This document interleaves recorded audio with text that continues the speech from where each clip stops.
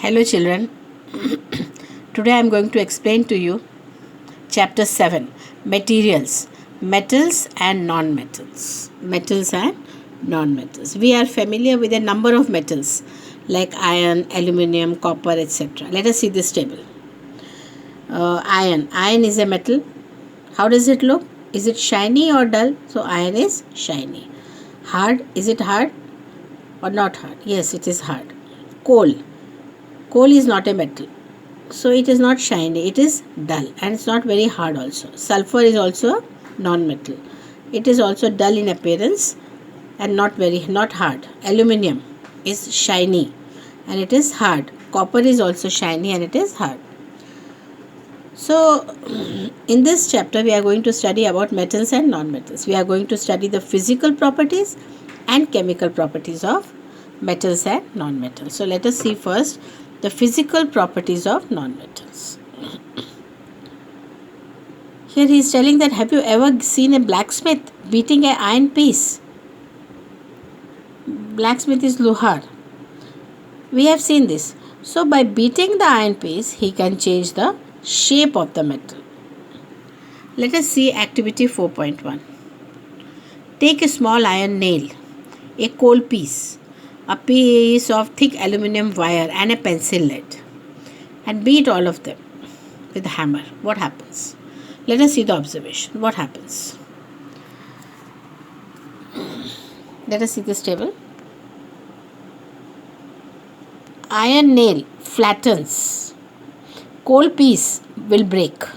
Aluminium wire also flattens. Pencil lead also is going to break when we hit it with a hammer.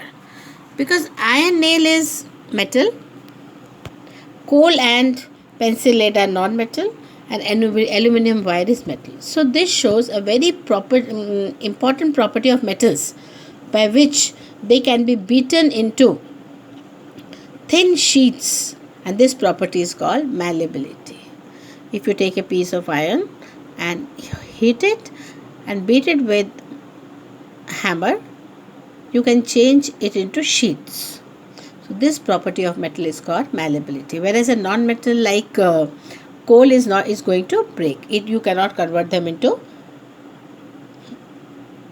thin sheets. Okay.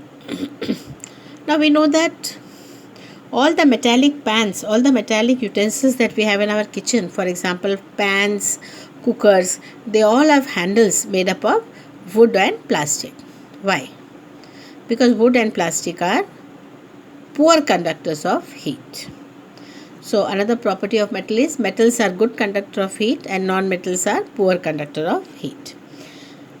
Like if you see an electrician working, then he always has a screwdriver, and the handle of the screwdriver is not made up of metal, it is made up of non-metal. So let us see this circuit. In this circuit we can see a battery, a small bulb and a nail, and they are all connected with wire. And if you close the circuit, the bulb glows. So metals conducting, electrical conductivity of materials. Iron rod or nail, they are good conductors. Sulfur, poor conductor. Coal piece, poor conductor. Copper wire, good conductor. See, iron and copper are metals, so they are good conductors of heat and electricity. Whereas sulfur and coal piece are non-metals and they are poor conductors. Next we come to another property of metal, that is called ductility. What is the meaning of ductility? The property of metals by which it can be drawn into wires is called ductility. So we can convert metals into wires, not non-metals. Then next, metals produce a ringing sound. Supposing you don't have a bell and you want to, you are sitting in a mess, you want to call other students. So how do you call it? You take a plate and a spoon.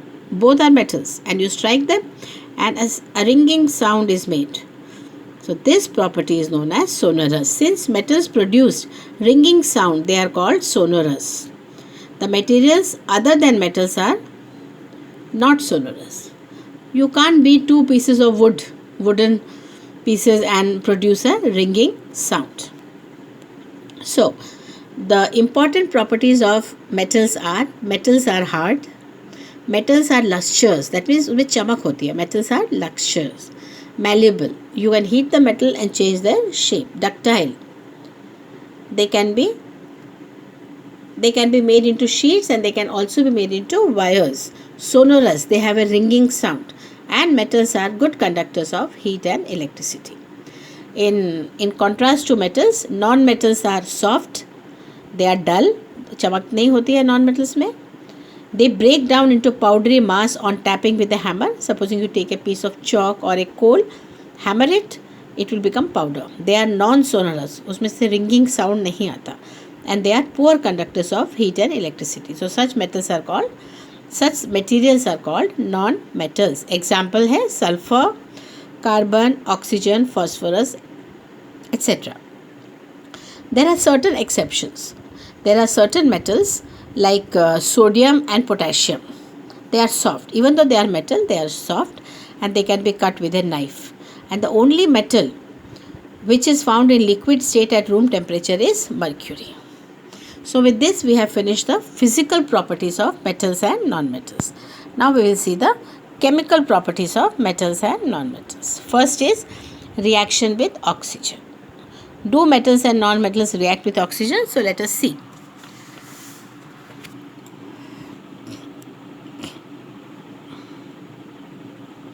Iron plus oxygen plus water gives iron oxide. Magnesium plus oxygen gives magnesium oxide. So when metals reacts with oxygen and water, oxides are formed. Activity 4.3. Let us see activity 4.3. So let us collect a spoonful of rust. You know what is a rust? Kaat bolte jisko. You collect it. And then put it in water. Test the solution with red and blue litmus paper. You keep it in a test tube and then stir it and then test it with a blue and red litmus paper. So what happens? Let us see what happens.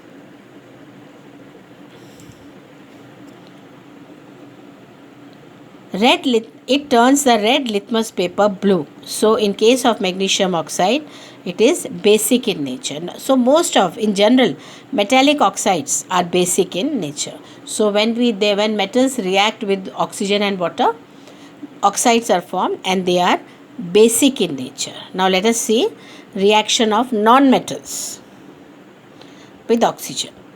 So we take a small amount of sulfur powder in a deflagrating spoon, and if we do not have that type of spoon, then we can take the cap of any bottle and wrap a metallic wire around it and make this spoon. The figure is shown here, the improvised deflagrating spoon. Now what we do?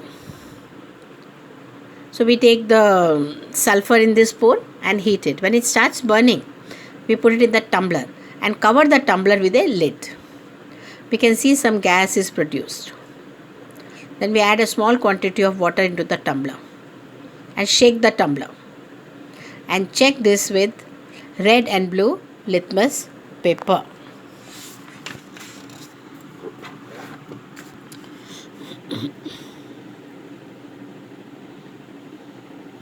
Now, the name of the product formed in this reaction of sulfur and oxygen is sulfur dioxide gas.